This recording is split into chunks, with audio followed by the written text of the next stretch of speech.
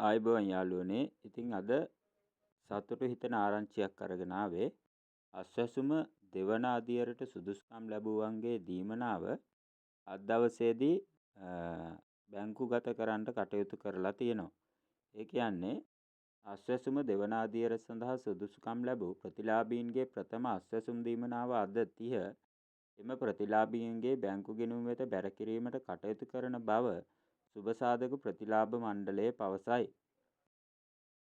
මෙලෙස ලබා දෙන මුදල් ප්‍රතිලාභ පවුල් අතරේ බෙදා හරිමින් ඔවුන්ගේ අස්වැසුම ප්‍රතිලාභී බැංකු ගිණුම් වෙත බැර කිරීමට නියමිත බව මණ්ඩලය වැඩිදුරටත් සඳහන් කරයි. එතකොට ඉලක්කම් නම් මම එහෙම ලොකුවට කියවන්න බැලුවේ නෑ.